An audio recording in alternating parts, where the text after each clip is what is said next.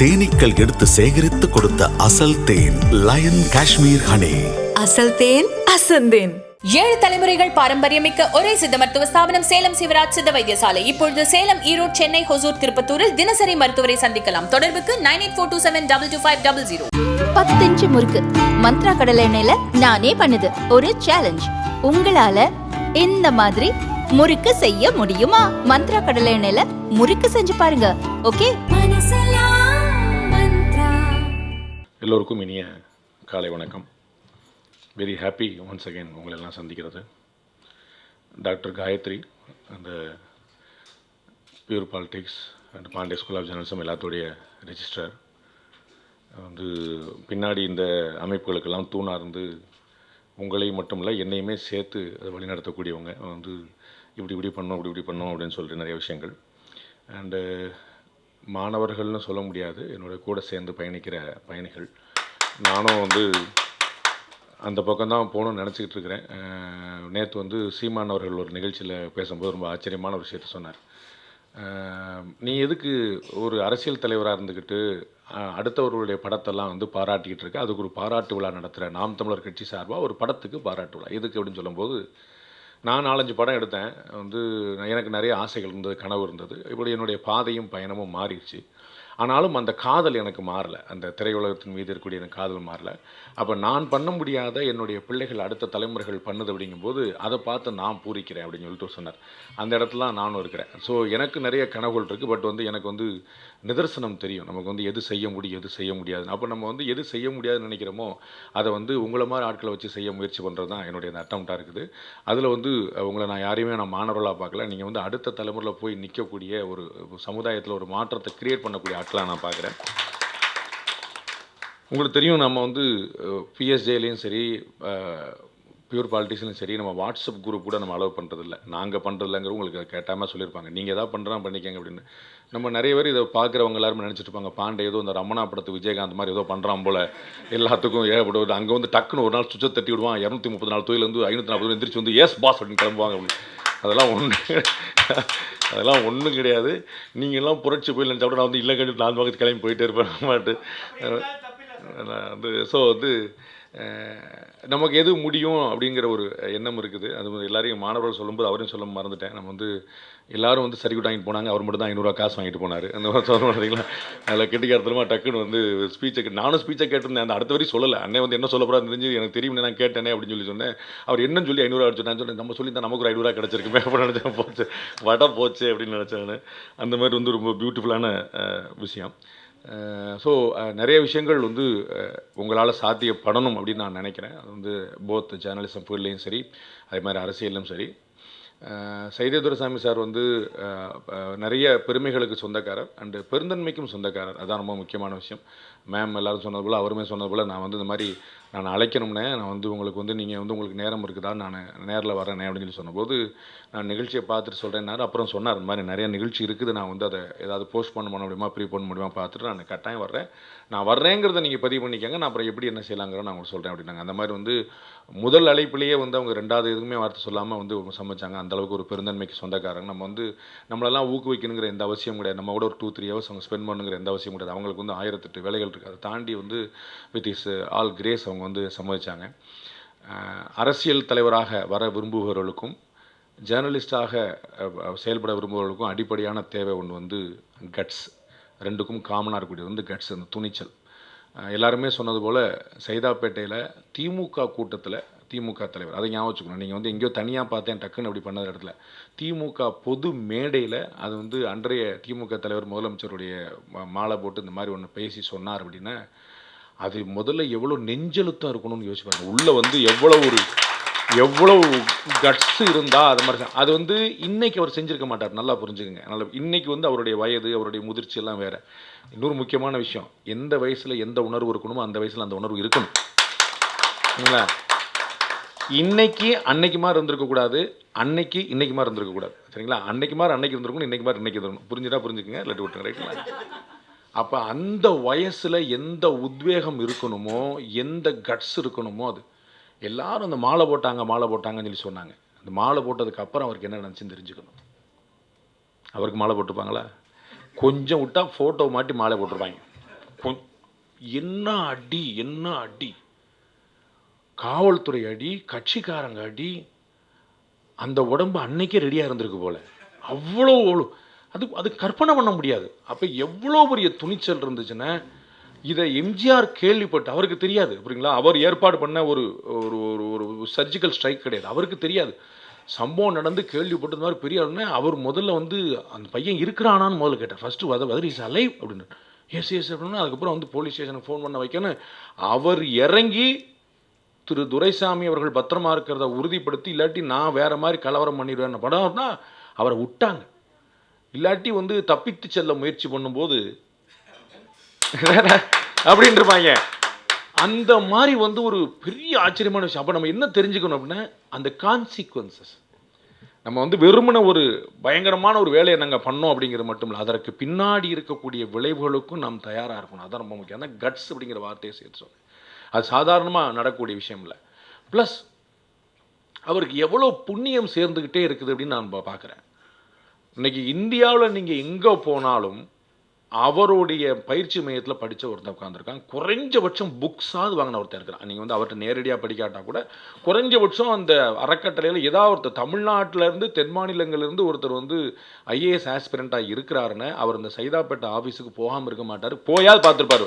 அவருக்கு வந்து ஒரு இங்கே என்ன இருக்குது, இங்கே வாய்ப்பு இருக்குதா, நமக்கு எதாவது கிடைக்குமா, நம்ம புக் படிக்கலாமா, நம்ம படிக்கலாமா, நமக்கு வாய்ப்பு இருக்காங்கிற பாது அந்த வாசலை மிதிக்காமல் ஒருத்தர் இருக்க மாட்டார். அவருடைய வாழ்க்கையில் ஒரு டஃப் டயத்தை அவர் கடந்தபோது அவர் சென்னையிலே தான் இருந்தார். அவர்கிட்ட படித்த மாணவர்கள் கூட இருந்தவங்க எல்லாரும் இந்தியா முழுக்க இறங்கி எடுத்து அந்த வேலையை பார்த்து அவருக்கு வந்து கொண்டு வந்து ஒப்படைச்சாங்க.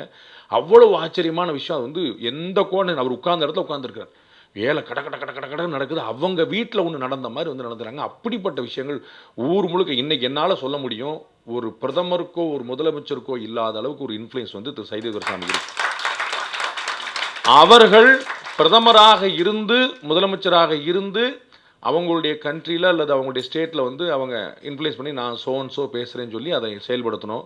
ஆனால் எதுவுமாவே இல்லாமல் சைதாப்பேட்டையில் முனையில் உட்காந்துக்கிட்டு அவர் ஃபோன் பண்ணார்னா இந்தியாவில் இருக்கக்கூடிய அத்தனை ஐஏஎஸ் ஐபிஎஸ் ஆஃபீஸரும் அண்ணே சொல்லுங்கள் அப்படின்னு சொல்லி எந்திரிப்பாங்க. அந்த மாதிரியான ஒரு அப்போ எப்பேற்பட்ட ஆச்சரியமான ஒரு நெட்வொர்க்கிங் வந்து பின்னாடி சர்வீஸ் பற்றி சொன்னாரே, அது வந்து எவ்வளோ பெருசாக ஒர்க் ஆகிருக்குங்கிற பார்க்குறோம். அவ்வளோ பெரிய ஸ்ட்ராங்கான இன்ஃப்ளூயன்ஸு.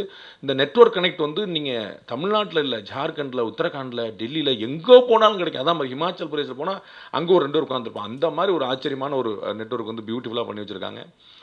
அண்டு ஹெல்த் பற்றி சார் ரொம்ப ஆச்சரியமாக சொன்னாங்க. Very essential. நம்முடைய பியூர் பாலிட்டிக்ஸில் கிளாஸில் நம்ம சொன்னோம், நம்ம வந்து என்னென்ன செய்யக்கூடாது என்னென்ன செய்யணுங்கிறதெல்லாம் சொன்னோம்.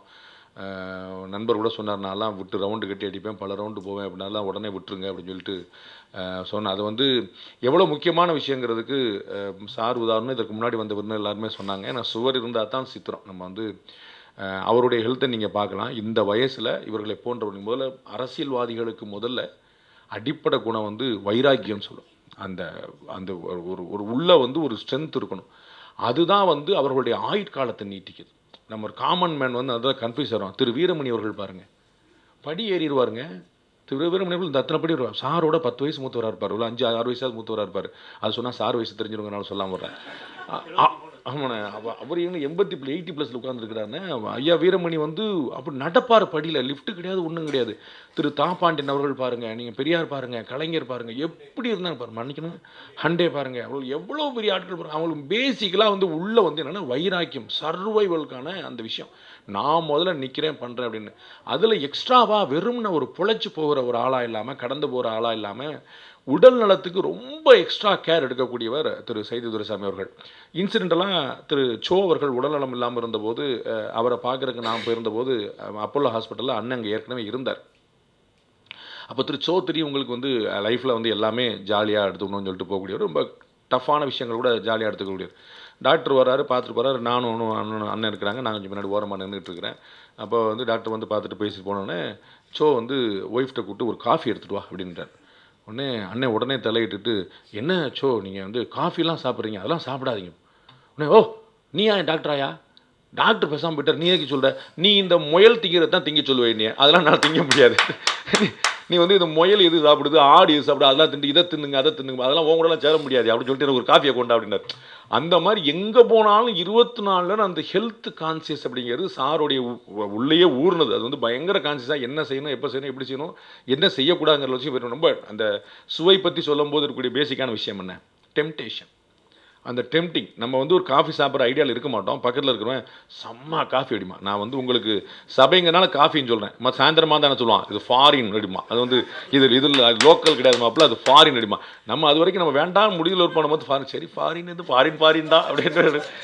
அப்போ அந்த டெம்டிங் ஆகாமல் இருக்கிறது ரொம்ப முக்கியம், டெம்ட் ஆகாமல் இருக்கிறது ரொம்ப முக்கியம். அதில் வந்து அந்த கட்டுப்படுத்தக்கூடிய தன்மை வந்துருச்சுன்னா ஆச்சரியம். நான் வந்து கண்கூட பார்த்துருக்கேன் சார் அவர்கள் பண்ணதை.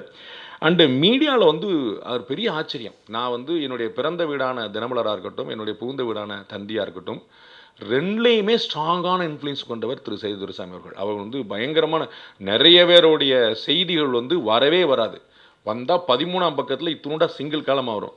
அண்ணனுடைய செய்தி வந்து ஃபோட்டோவோடு வரும், 4 காலம் 5 காலம் எப்படினாலும் வரும். அவ்வளோ வந்து ஸ்ட்ராங்கர். என்னென்னா அந்த rapport, how you maintain it, உங்களுக்கு புரியுங்களா, அதுதான் ரொம்ப முக்கியம். அது ஒரு நாளில் உருவாகிறது இல்லை. நீங்கள் வந்து இன்றைக்கி ஓனருக்கு ஃபோன் பண்ணி சார் நல்லா இருக்கீங்களான்னு சொன்னால் உடனே ஓனர் வந்து அவன் நீங்கள் நல்லா இருக்கேன்னு சொல்கிறேன், என்னை வந்து சையது துரைசாமி பேசுகிறேன், அப்படி வரப்போகிறது இல்லை. அது நாளடைவில் நீங்கள் போய் மெயின்டைன் பண்ணி அதில் வந்து ஒரு மதிப்பு அங்கே ஃபார்ம் ஆகி, ஓகே இவர்னா நல்ல மனுஷன், ஹார்ம்லெஸ் பர்சன், அவர் வந்து இவரால் பிரச்சனை கிடையாது, நெகட்டிவான விஷயங்கள் கிடையாது, இவரை போட்டால் 4 பேர் சண்டைக்கு வர மாட்டாங்க, சந்தேகப்பட மாட்டாங்க அப்படின்னு அந்த இமேஜ் பில்டிங் வந்து ரொம்ப முக்கியம். அது தினமலரில் வந்தால் தந்தியில் வராது, தந்தியில் வந்தால் தினமலரில், ரெண்டுலேயுமே இருந்த ஒரே ஆள் நானும் சையது துரைசாமி சார் மட்டும் தான் நினைக்கிறேன். அந்த மாதிரி வந்து அதில் வந்து இந்த பக்கத்துக்கு அந்த பக்கம் வந்து அது பழைய பகை மாதிரி ஓடிட்டு இருக்கும் அங்கே பயங்கரமாக. ஆனால் வந்து நான் எப்படி சர்வை பண்ணேன்னு எல்லாருமே ரொம்ப ஆச்சரிப்பாங்க, எப்படி சார் தினமலர் இருந்தாங்க பார்த்தீங்கன்னா, நான் சொன்னேன் எங்களுக்கு முன்னாடி ஒருத்தர் அண்ணன் உட்காந்துருக்காருங்க, அவங்க வந்து 2 பக்கமே வந்து பியூட்டிஃபுல்லாக பண்ணுவாங்க அப்படின்னு சொல்லிட்டு. அதே மாதிரி இன்னொரு முக்கியமான ஒரு புண்ணிய விஷயம், இந்த அம்மா உணவகத்துக்கான அந்த அடிப்படை அந்த வேர் விதையை வந்து அவர் போட்டது வந்து ஒரு பெரிய புண்ணியம். அது வந்து அஃப்கோர்ஸ் ஆர்கிடெக்டை விட எப்பயுமே பாஸுக்கு தான் அந்த பெருமை எப்பயுமே சேரும். நம்ம வந்து தாஜ்மஹாலை கட்டினது யாருன்னா நம்ம வந்து கொத்தனார்னு சொல்ல மாட்டோம், நம்ம வந்து ஷாஜகான் தான் சொல்லுவோம். அதற்கு பின்னாடி ஒரு டிசைனர் இருப்பார், ஒரு பில்டர் இருப்பார், ஒரு ஆர்கிடெக்ட் இருப்பார், அதுக்கப்புறம் நிறைய பேர் இருப்பாங்க. இருந்தாலும் வந்து எஸ்னோ சொல்கிறது ஷாஜகான் தான். அதனால் வந்து அம்மா அவர்கள் வந்து அதை செய்யணும்னு சொல்லி முடிவெடுத்தாங்க, அந்த பெருந்தன்மை அவங்களுக்கு இருந்தது, அதை செயல்படுத்தினாங்க. ஆனால் அதுக்கு பின்னாடி வேறா வந்து சார் இருந்திருக்கிறாருங்க ரொம்ப முக்கியமான விஷயம். அது வந்து இன்னும் எத்தனை தலைமுறைக்கு வந்தால் ரொம்ப முக்கியமான அந்த அம்மா உணவகத்தோட சக்ஸஸ் என்னன்னு நீங்கள் பார்க்கணும். திமுக ஆட்சியில் கொண்டு வரப்பட்ட பல விஷயங்கள் அதிமுக ஆட்சியில் காணாமல் போச்சு, அதிமுக ஆட்சியில் கொண்டு வரப்பட்ட பல விஷயங்கள் திமுக ஆட்சியில் காணாமல் போயிடும். ஆனால் அம்மா உணவகத்தை என்ன செய்யன்னு தெரியாமல் திமுக அரசு தவிச்சது.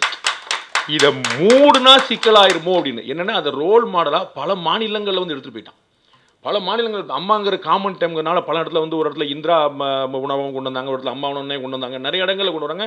இன்டர்நேஷனல் கம்யூனிட்டிலாம் வந்து பார்க்குறேன், இது எப்படி சாத்தியமாகுது அப்படின்னு சொல்லிட்டு பார்க்குறேன். இது மூலமாக சுய உதவி குழுக்கள் தனியாக வருது. இது மாதிரி கார்பரேஷனில் ஒரு பட்ஜெட் அலோகேட் பண்ண வேண்டியிருக்குது. நீங்கள் பார்த்துருப்பீங்க, திமுக ஆட்சி வந்த உடனே இந்த ஏரியாலேயே வந்து பார்த்தீங்கன்னா அம்மா உணவகத்துடைய போர்டு 2 கிழிக்கப்பட்டது. இப்போ உடனே தமிழக முதலமைச்சர் தலையிட்டு டே 1 தமிழக முதலமைச்சர் தலையிட்டு இது ரொம்ப பிரச்சனையாக இருப்பா அதை பண்ணாங்கன்னு சொல்லிட்டு அமைச்சர் மா சுப்பிரமணியன் தலையிட்டு அவங்க மேலே ஆக்ஷன் எடுத்து அவங்களை ஜெயிலெலாம் வைக்கப்பட்டாங்க. அப்படின்னா வந்து அந்த ஒரு இடத்துல கை வச்சா எவ்வளோ பெரிய சேலஞ்ச் அப்படிங்கிற பாருங்க. காமன் மேனுக்கு தொடர்புடையது, அதுதான் ரொம்ப முக்கியம்.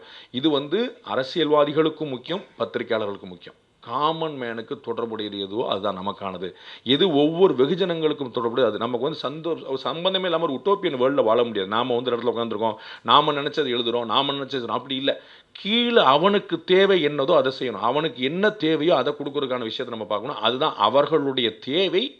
அண்ணன் சொன்னது போல் அவர்களுடைய தேவை நம்மளுடைய சேவை. அதை ஞாபகம் வச்சுக்கணும். காமன் மேனுக்கு என்ன வேணும், நான் ஒன்று ஐடியா எனக்கு தோணிச்சா நான் செய்ய போகிறேங்கிறல, அவனுக்கு எதுக்கான நீடு இருக்குது அதை கொண்டு வா அப்படிங்கிற பார்க்கணும். அதை வந்து பயங்கரமாக செஞ்சு வச்சவங்க. அது வந்து அது பெரிய புண்ணியமாக இருக்குன்னு வச்சுக்கோங்களேன். திரு எம்ஜிஆர் அவர்களுடைய பேரன்பை பெற்றவராக இந்த சம்பவம் மட்டுமில்லை, அதற்கு முன்னாடி அந்த ரசிகர் மன்றத்தில் அண்ணன் வந்து ரொம்ப முக்கியமான ரோல் ப்ளே பண்ணவங்க. அது வந்து தலைவர்னா உயிரை கொடுத்துருவாங்க. நாங்களாம் கண்ணால் பார்த்துருக்கேன், உங்களுக்கு சொல்லியிருப்பேன்னு நினைக்கிறேன். தாமரைக்கணி எங்கள் ஊரில் வந்து அவர் வந்து எம்எல்ஏவாக இருந்தார், எல்லாம் வந்தார், தாண்டி அவர் எம்ஜிஆரோட ரசிகர். அது வந்து 24 நேரம் அவர் வந்து எம்ஜிஆர் பாட்டு தான் பாடிட்டே இருப்பார். பப்ளிக்கில் 100 பேர் முன்னாடி கூட வந்து பின்னாடி வந்து பாட்டு ஓடிட்டே இருக்கும், ஒரு பாட்டு பாடிட்டே இருப்பார். நீங்கள் பேசும்போது மண்டையாட்டம் பின்னாடி தலைவர் தலைவர் தலைவர் தலைவர் தான் அவருக்கு வந்து. அதை தவிர வேறு அது மாதிரி இவங்களை மாதிரி நிறைய ஆயிரக்கணக்கான வெறும் ரசிகர், அவ்வளோதான், வேறு எதுவுமே கணக்கில் கிடையாது நிற்பாங்க. அந்த மாதிரி வந்து இவர் ஆரம்ப காலத்துலேருந்தே தலைவர் இருந்தார். அன்னைக்கே அவங்க சரளா குறிப்பிட்டது போல் அவர் வந்து அந்த ரசிகர் மன்றத்துக்கு ஒரு கொடியும் சின்னத்தையும் அறிமுகப்படுத்தினார். அந்த சின்னம் என்ன தெரியுமா? தாமரை சின்னம். அன்னைக்கே ஆக்சுவலாக அன்னைக்கு எம்ஜிஆர் ஒப்புக்கொண்டு அது பதிவு பண்ணியிருந்தானே இன்னைக்கு பிஜேபிக்கு தாமரை சின்னம் கிடையாது. ஏன்னா லேட் 80s தான் பிஜேபின்னு உருவாகுது. அதற்கு ரொம்ப முன்னாடி அட்லீஸ்ட் ஒரு 10 வருஷம் முன்னாடியே வந்து 10-15 வருஷத்துக்கு முன்னாடி வந்து கரெக்டாக 12 வருஷம் முன்னாடியே தாமரை சின்னத்தை லாக் பண்ணிட்டாங்க. அவருடைய பிஜேபியோட நல்ல நேரம் தாமரை சின்னம் வந்து இந்த பக்கம் போகல, இல்லாட்டி வந்து அது ஏடிஎம்கேயோட சின்னமாகவே ஆயிருந்திருக்கும். ஏடிஎம் அண்ணன் எடப்பாடி பழனிசாமி யோசிக்க மாட்டார், தாமரை சின்னம் தான் ரெட்டலை சின்னமாக மாறி இருக்கு அப்படிங்கிற. அவன் வந்து அப்படி வந்து ஒரு ஃபோர் சைட்டோட ஒரு விஷனோட நம்ம வந்து இதுக்குன்னு ஒரு இன்னைக்கு பார்க்குறோம்ல, நம்ம வந்து ஒரு கொடி ஒரு கட்சி சின்னம் அதெல்லாம் அது அன்னைக்கே வந்து ரசிகர் மன்றமாக இருக்கும்போதே அண்ட் எம்ஜிஆர் அவர்கள் இருந்த வரைக்கும் பார்த்தீங்கன்னா கட்சியில் மாவட்ட செயலாளர் எவ்வளோ பெரிய ஆளோ, மந்திரி எவ்வளோ பெரிய ஆளோ அவ்வளோ பெரிய ஆள் மன்றத்து ஆள். யாருன்னா மன்றத்து ஆள்னா அது வந்து எம்ஜிஆருடைய மன்றம்னா ஏடிஎம்கே மினிஸ்டர் பயப்படுவார், ஏடிஎம்கே மாவட்டத்தில் எதுக்குடா நமக்கு பஞ்சாயத்து அப்படின்னு. ஏன்னா மன்றத்தினால தான் அதிமுகவே உருவானது. நீங்கள் நல்லா புரிஞ்சுக்கணும், மன்றத்தில் 2 தோழர்கள் அடிபட்டாங்க அப்படிங்கிறனால தான் அவர்களுக்காக உருவானது. நீங்கள் உங்களுக்கு தெரிஞ்சிருக்கும், நீங்கள் தயவுசெய்து பார்க்கணும், நீங்கள் படிக்கணும். அதை எம்ஜிஆர் வந்து கட்சியை விட்டு நீக்கப்பட்டப்போ நிம்மதியாக போச்சு, அவர் அடுத்த வேலையை பார்க்க போயிட்டார். சத்யா சொல்லுவாங்க ஹாப்பி ஆகிட்டார், நல்லா வரவங்களுக்கு கூட பாயசம் கொடுக்க ஆரம்பிச்சார், ஹாப்பி ஆகிட்டார். அவர் கட்சி ஆரம்பிக்கிற எண்ணமே இல்லை. தமிழ்நாடு ஸ்தம்பித்தது. யோசிச்சு பாருங்க, ஒரு கட்சியிலேருந்து ஒரு பிரமுகர் நீக்கப்பட்டதுக்கு தமிழ்நாடு ஏன் ஸ்தம்பிக்கணும்? அவங்க கட்சி அவங்க விவகாரம், புரியுங்களா? இந்த ரசிகர் மன்ற தோழர்கள் இறங்கி அதில் ஒரு நியாயம் இருப்பதா காமன் மேன் கருதி பஸ்ஸு ஓடலை சார் 3 நாளா. கார் உங்கள் சொந்த கார் போக முடியாது, பிரைவேட் கார். நம்ம என்ன செய்வோம், இப்போ இன்னைக்கெல்லாம் ஆர்ப்பாட்டம் பண்ணோம்னா கவர்மெண்ட் பஸ்ஸை மட்டும் தான் நிப்பாட்டுவோம், சரிங்களா? டிரான்ஸ்போர்ட்டே கிடையாது. எம்ஜிஆர் வாழ்கன்னு எழுதினா தான் வண்டி போக முடியும். எப்படி உங்கள் வண்டியில் முன்னாடி போர்டு போடணும். நீங்கள் டூரிஸ்ட்டு காரு டைரக்டர் டாக்டர்னு போடுறீங்களா, அது மாதிரி எம்ஜிஆர் வாழ்கன்னு போர்டு போடணும். அப்படின்னா தான் மன்னிச்சு விடுவாங்க, இல்லாட்டி அங்கே டம்முன்னு கல்லூரி சோழி முடிஞ்சு போங்கிட்டு அவ்வளோ பெரிய அப்போ அந்த இம்பேக்ட், அந்த தாக்கம், ஒரு கட்சியில் ஒருத்தர் நீக்கப்படுறாருன்னா அது தமிழ்நாடு முழுக்க பாதிக்கப்படுது. தொண்டர்களாக இருக்கிற பின்னாடி மாறின ரசிகர்கள் அவ்வளோ வேலை பார்த்தாங்க. எம்ஜிஆர் பார்த்தார், ஓகே அப்போ இவங்கள நம்ம அப்படியே விட்டுறக்கூடாது, இவ்வளோ பெரிய சக்தி நமக்கு பின்னாடி இருக்குது, அவர்களுக்காக அப்படின்னு இறங்கினார்.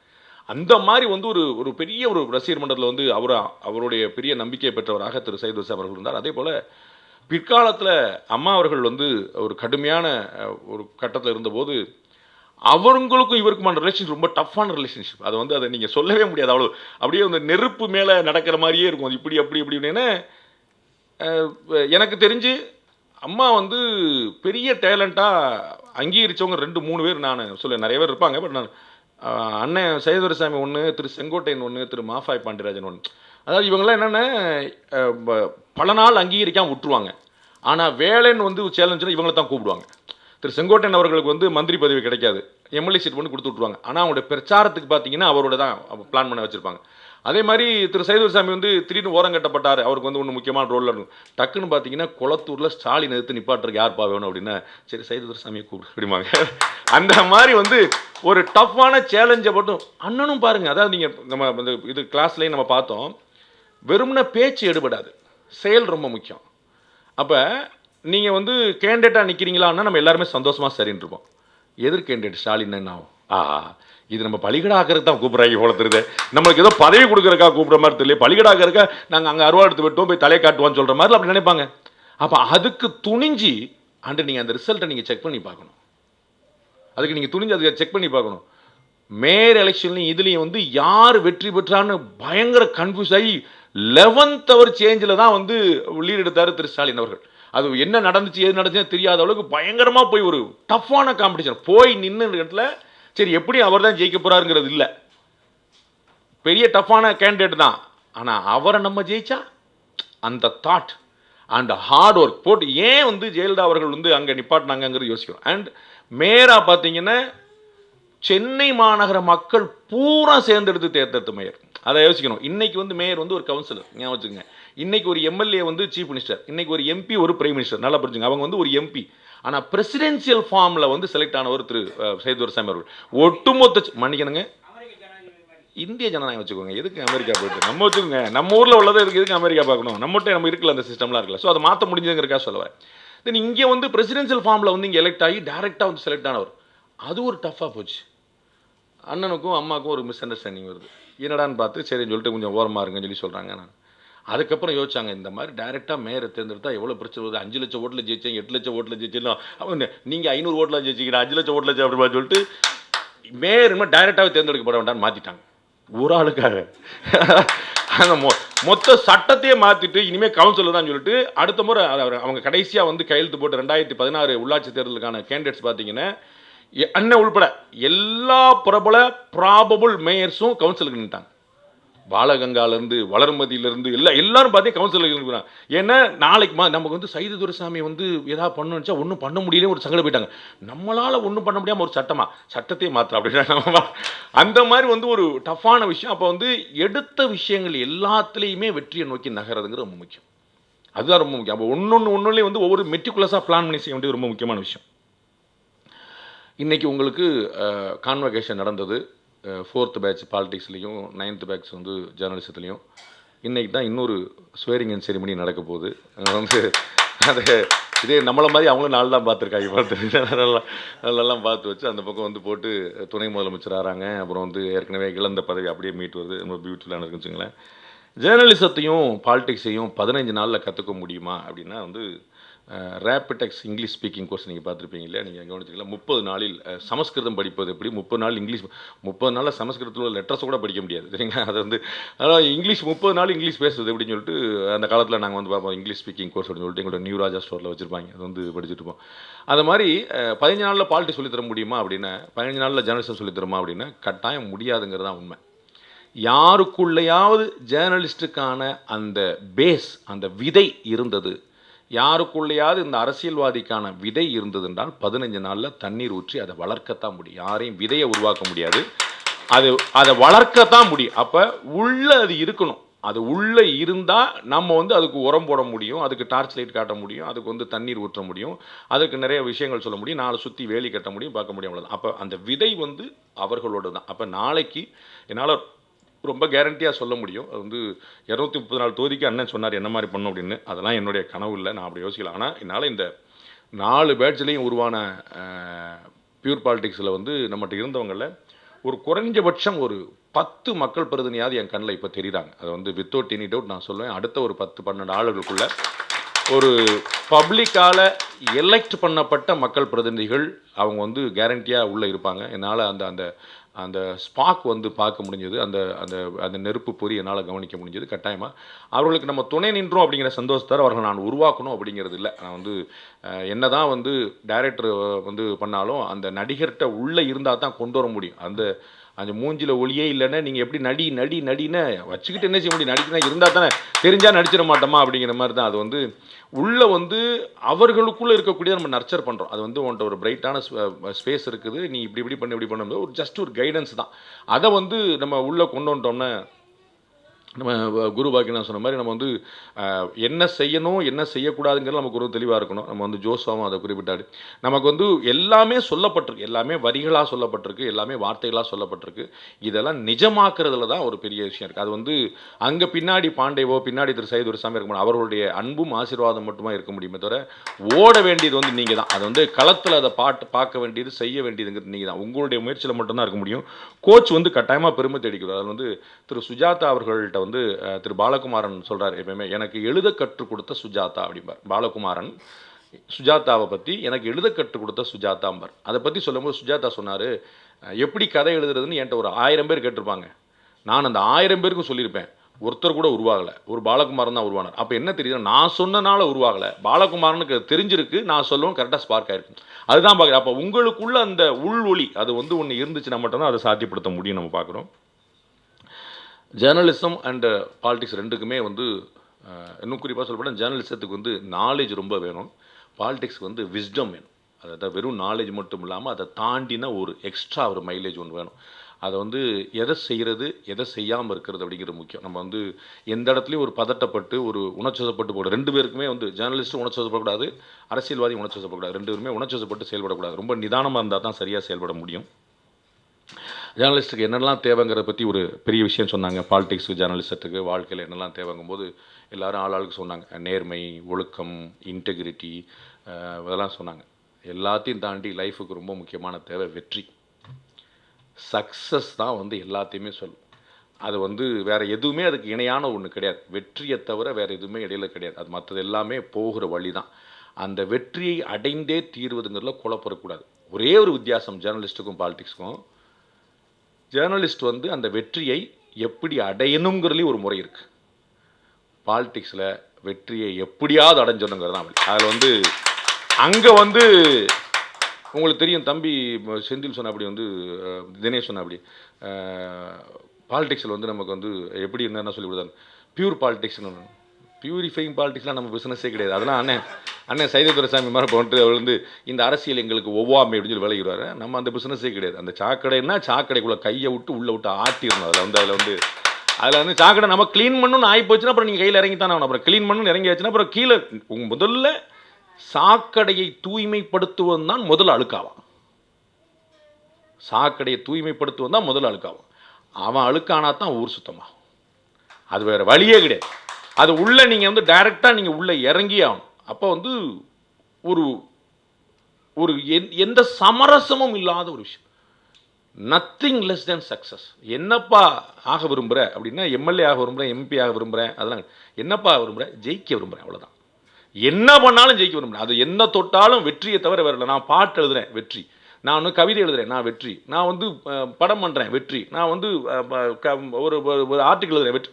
எல்லாத்தையும் வேறு எதுவுமே நோ காம்ப்ரமைஸ். சக்ஸஸ் ஒன்று தான். அந்த அர்ஜுனனுடைய கண்ணில் எப்படி இருந்துச்சுன்னு கேள்விப்பட்டிருப்பீங்க அந்த கதையை. துரோணாச்சாரியார் வந்து பாடம் கற்றுக் கொடுக்குறார். அப்போ வந்து வில்லை வந்து எடுத்துகிட்டு அம்பை குறி வச்சு மேலே அவனுக்கு என்ன தெரியுதுன்னா, ஒருத்தர் மரம் தெரியுது, ஒருத்தர் கிளை தெரியுது, ஒருத்தர் இலை தெரியுது, ஒருத்தர் கிளி கூட தெரியுதுன்னா, அர்ஜுனன் ஒருத்தன் தான் எனக்கு கிளியின் கண் மட்டுமே தெரிகிறது அப்படின்னா. அந்த ஒரு இடத்துல குறினா அவ்வளோ ஷார்ப்பாக, கிளியோட கண் வரைக்கும் வந்து அந்த அளவுக்கு ஷார்ப்பாக வந்து எய்ம் வச்சுட்டு இதுதான் இலக்கு, இந்த இலக்கில் வந்து ஒரு பொட்டு கூட கீழே நகரதில்லை அப்படிங்கிற ஒரு முயற்சி நான் நிறைய பேர்கிட்ட பார்த்துருக்கேன். அது வந்து அப்படி தான் இருக்குது. ரொம்ப பியூட்டிஃபுல்லான விஷயம். நீங்கள் எனக்கு பெருமை தேடி தருவதில் வந்து குருநாதர்னு சொல்கிறதுலையோ காலில் விழுவதிலையோ இல்லை. நான் அதை வந்து ஏற்கனவே நான் வயதில் வந்து ரொம்ப சின்னவன் அண்டு அனுபவத்தில் இல்லவே இல்லாதவன்.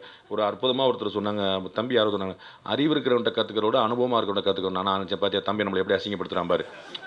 அறிவு இருக்கிறவன்ட்ட கற்றுக்கிட்ட விட அனுபவத்துக்குன்னா அப்புறம் அறிவு இல்லை அப்படிங்கிறது ரொம்ப தெளிவாக சொல்லிட்டேன். சரி ரைட்டு, நம்ம சொல்லிட்டா ஓப்பனாக அப்புறம் நம்ம என்ன சொல்ல தெரிஞ்சுட்டு அப்படியே அமைதியாக உட்காந்துட்டேன். நம்ம அந்த மாதிரி வந்து பாப்பா சொல்லிச்சு நினைக்கிறேன், சசிகலா சொல்லிச்சு நினைக்கிறேன். எஸ் வந்து அவன் அண்ணனே ஆண்டார், சசிகலாவா அப்படின்ட்டார் டக்குன்னு வந்து சொன்னார். அந்த பேரை கேட்டார். அந்த மாதிரி வந்து அப்போ வந்து ஒரு ஒரு ஒரு நிறைய நீங்கள் வந்து என்ன மாதிரியான பதில் மரியாதை செய்ய விரும்புகிறீங்க அப்படிங்கிறது வந்து நீங்கள் எப்படி என்னைய பார்க்குறீங்க அப்படிங்கிறது இல்லை. நானும் நீங்களும் அடுத்த 15 ஆண்டுகளுக்கு சந்திக்காமல் இருப்போம், பிரச்சனையே இல்லை. நீங்கள் ஒரு ஆளாக வந்து நின்று சார் என்னை ஞாபகம் இருக்குதான்னு சொல்லும்போது, எங்கேயோ பார்த்த மாதிரி இருக்கேம்மா, அந்த ஆன்லைனில் வீடியோ ஆஃப் பண்ணிட்டு வருவேன் நீயாம்மா அப்படின்னு நான் கேட்கும்போது, அதே ஆள் தான் சார் நான் வந்து இன்றைக்கி நான் தான் சார் பல்லடம் எம்எல்ஏவாக இருக்கிறேன், நான் தான் சார் வந்து நாங்குநேரில் எம்எல்ஏவாக இருக்கிறேன், நான் தான் சார் மதுரவாயில் இருக்கிறேன் அப்படின்னு சொன்னீங்கன்னா அதை விட எனக்கு பெரிய ஆனந்தம் கிடையாது. அப்படியாங்க வெரி ஹாப்பின்னு சொல்லிட்டு நான் எம்எல்ஏ ஆன மாதிரி நான் எம்பி ஆன மாதிரி சந்தோஷப்படுறேன், அவ்வளோதான். அப்போ நீங்கள் உங்களுடைய வெற்றி மட்டும்தான் எனக்கு வந்து கொடுக்கக்கூடிய குருதட்சணையாக இருக்குமே தவிர, நீங்கள் வந்து தம்பி ஏற்கனவே சொன்னார், அவர் முதல் நாள்லேயே வந்து ராஜா சொன்னார், முதல் நாள்லேயே அவருடைய ஃபீஸ் வந்து சரியாக போச்சு அப்படின்னு. அப்போ மிச்ச ஃபீஸ் கலெக்ட் பண்ண சொல்லியிருக்கேன் மேடம். எனக்கு மிச்சம் 14 நாள் கிளாஸ் வந்து ஓசிலே போயிடுச்சு, அதை வந்து கொஞ்சம் பிடிங்க அப்படின்னு சொல்லியிருக்கேன். அந்த ஃபீ என்னவா இருக்கும் அப்படின்னா உங்களுடைய வெற்றி மட்டும்தான் இருக்கும். நீங்கள் இந்த துறையிலையும் ஒரு பெரிய ஆளாக நின்று சாதிச்சுட்டு அன்னைக்கு ஒரு ஆளாக வந்துட்டு பாஸ் ஹவாரி அப்படின்னு சொன்னீங்கன்னா, அன்னைக்கு நான் வந்து எம்எல்ஏ வந்திருக்காரு, எம்பி வந்திருக்காருன்னு ஒரு வாட்டர் பாட்டில் எடுத்து கொடுத்தேன்னு, அதுதான் என்னுடைய மன நிறைவான விஷயம். வாழ்த்துக்கள், நிறைய நல்ல நடக்கட்டும். ஒரு அற்புதமான சாப்பாடு இருக்குது, சாப்பிட்டுட்டு விருந்து ஓம்பிட்டு எல்லாரோடையும் உட்கார்ந்து பேசிட்டு அப்புறம் கிளம்புவோம். Thank you very much, all the very best. Thank you.